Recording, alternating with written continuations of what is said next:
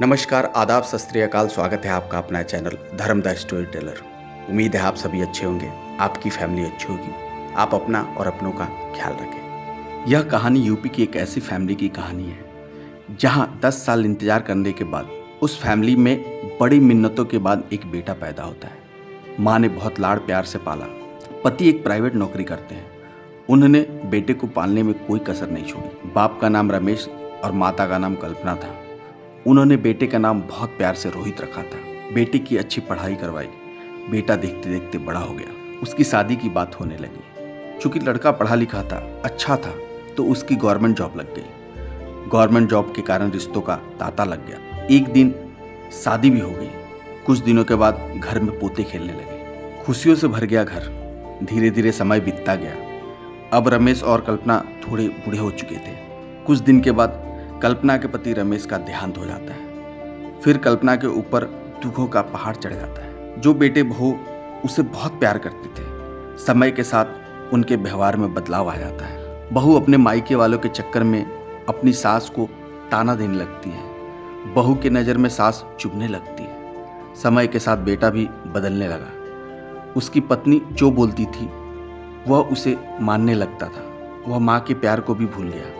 बेटा काम पर चला जाता, बहू सास से काम करवाती, उसे ताने देती, इतना सारा खाती हो, काम कुछ होता नहीं है तुमसे। माँ काम करने के बाद बहू के दिए हुए रूखी सूखी रोटी देखकर उसके आंखों में आंसू भर जाता है, पर अब कर भी क्या सकती थी। उसके दुख दर्द को समझने वाला उसे छोड़कर कहीं दूर चला गया था। बेटा अपनी माँ को ही गलत समझता था। वह करे भी तो क्या करे। एक दिन की बात है, कल्पना की तबीयत खराब होती है। वह घर का कोई काम नहीं कर पाती।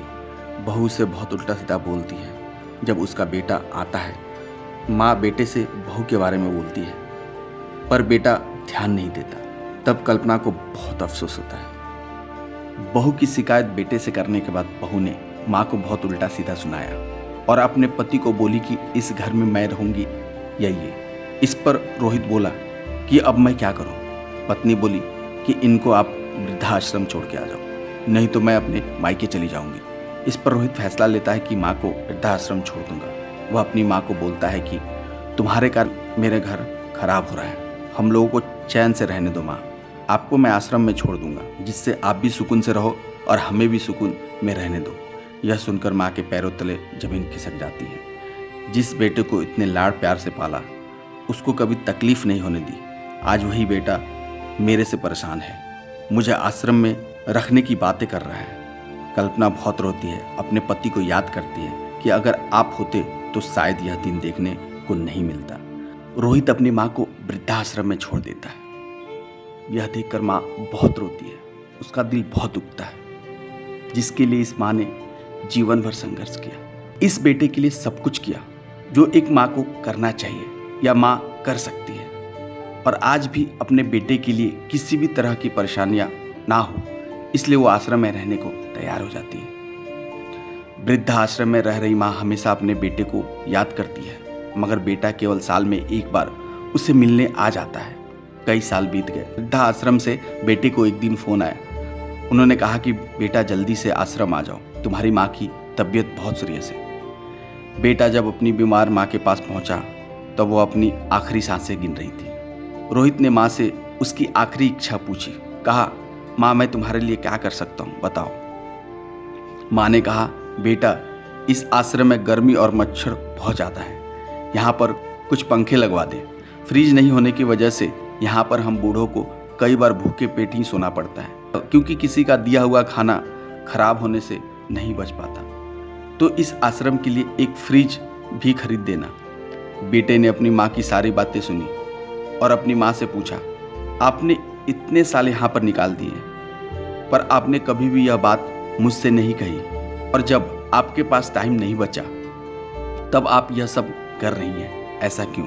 माँ ने बहुत ही विनम्र भाव से कहा, बहुत प्यार से बेटे के गाल पे हाथ फेरते हुए कहा, क्योंकि बेटा मैंने गर्मी, भूख, पीड़ा सहन कर ली, लेकिन मुझे पता है कि जब तेरे बच्चे तुझे यहाँ पर छोड़कर जाएंगे तब तू यह सहन नहीं कर पाएगा। इसलिए तेरी सुविधा के लिए मैं तुझे यह सब लाने के लिए बोल रही हूँ। यह सुनकर रोहित दंग रह जाता है, उसकी आंखों से आंसू गिरने लगता है। दोस्तों, माँ के प्यार की कोई सीमा नहीं होती, वह हमेशा हमारे साथ होती है, चाहे हम कितनी भी दूर हों। उनकी गोद एक शरण स्थान है जहाँ हमें सुकून मिलता है और सभी दुखों का इलाज होता है। माँ हमारी दुआ होती है, हमारी सबसे अच्छी मित्र होती है और हमारी अनमोल संपत्ति होती है। कभी भी माँ को दुख ना दें। दोस्तों, यह कहानी सुनाने का मेन उद्देश्य आपको जागृत करना है, आपका मनोबल बढ़ाना है। हम कभी नहीं चाहेंगे कि इस कहानी से आपका दिल दुखे।